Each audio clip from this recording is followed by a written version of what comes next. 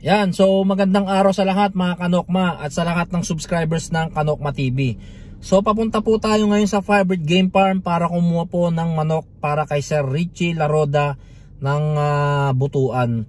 So meron nga po pala akong parapol ngayon na 2 perasong stag, 170 pesos lang po per slot.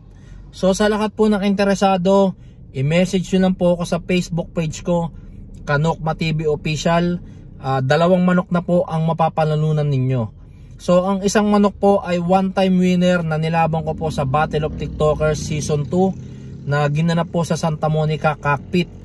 Ang bloodline po noon ay Tornado Hats cross sa McLean. Tapos yung isa naman po ay 3/4 White Kelso cross sa 1/4 Super Sweater. B-boy lines po yon. So sa lahat po ng interesado, ayan po, message nyo lang po sa Facebook page Kanokma TV Official. At sana po panoorin nyo po ng buo itong video na to para iwas tanong po tayo. Maganda po ang panahon ngayon at sana po magtuloy-tuloy po yan hanggang sa makapili po tayo ng manok at makauwi po tayo ng bahay. So yun po, shoutout po kay Sir Richie Laroda ng RMG Game Farm. Para sa'yo ang vlog na to.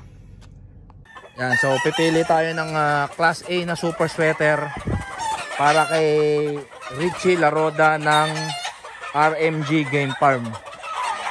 Yan.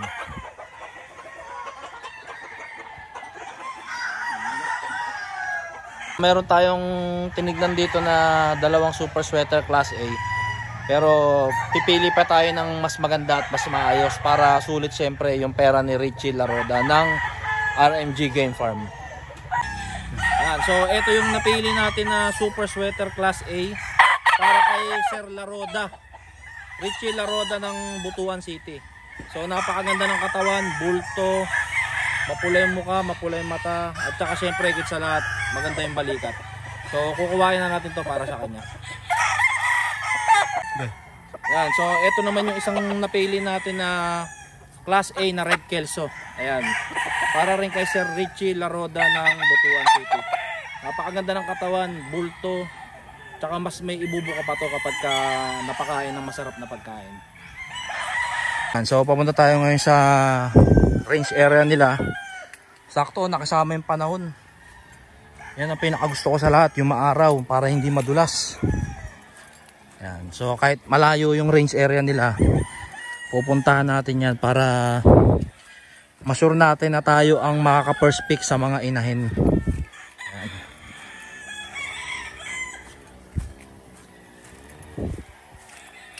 So ito yung ranging area nila ng mga pulit. Yan. So dito tayo maghahanap ng isang White Kelso, isang Super Sweater, isang Bulik at saka isang Red Kelso. Ayan, mga Class A kapag dito tayo kumuha sa range. Ayan. So yung mga yan, kikilatisin natin yan para makahanap tayo ng quality talaga. Ayan, so nandito tayo sa pang-6 ata to o pang-4 na ranging area nila ng mga pulit kasi wala akong nagustuhan dun sa kabila. So dito tayo maghahanap ng magagandang manok na mga Class A talaga. So ayan, nagpaa na ako. Kasi kung di ako magpapaa, wala, madidisgrasya tayo. Sobrang dulas, grabe. Mahirap na bumulusok hanggang dun sa baba. Tignan nyo, ang tarik niya, no? Oh. Kapag nadulas ka dyan, diretso ka talaga hanggang dun. So ayan, nagpaa na tayo. Tuyo rin naman yan eh. Hugas na lang tayo ng paa dun mamaya. Ayan, so nagpapahanap ako ng McLean kasi gusto kong ipakita rin kung gaano kaganda ang McLean ng Firebird. Hindi lang maganda, hindi lang gwapo, magaling pa. Ayan.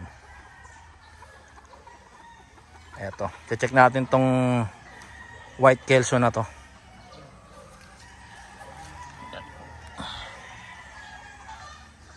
So kapag nagpakuha ako mga 3-4 para makikilates ko rin talaga maigi. Yan. Grabe, exercise tayo dito ngayon sa Firebird.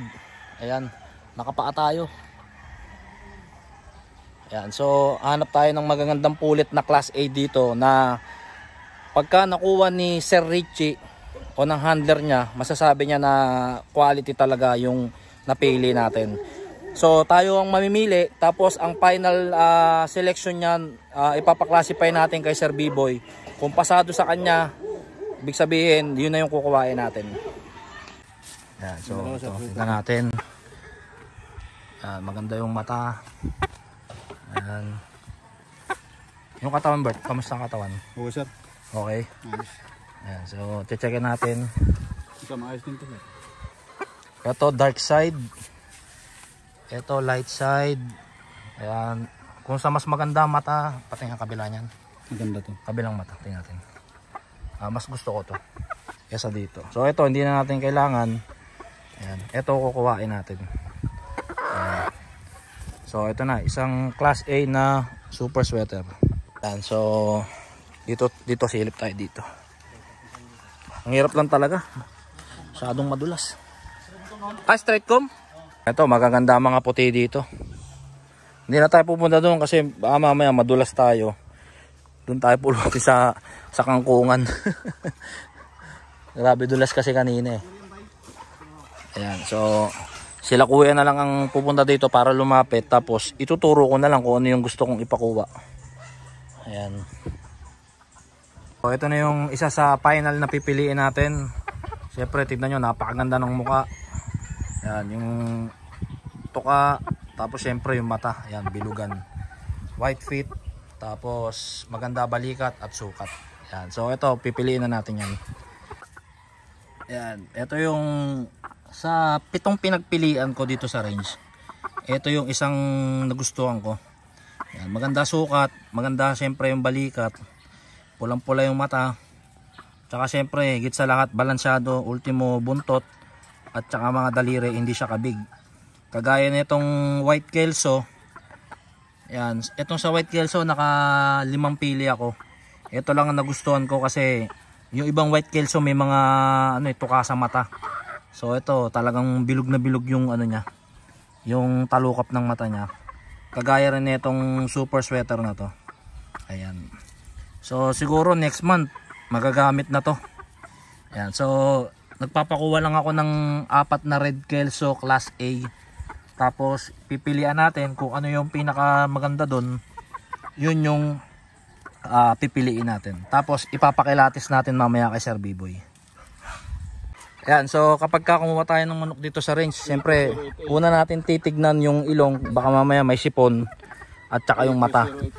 Ayan, so palatandaan yan, kapag kukuha kayo ng manok dito sa range, lagi nyo i-check yung mata at saka ilong kung may sipon. Ayan. P2259. So ayan, nakapili na tayo ng super sweater class A, bulik na class A, tsaka isang white kelso class A. Ayan.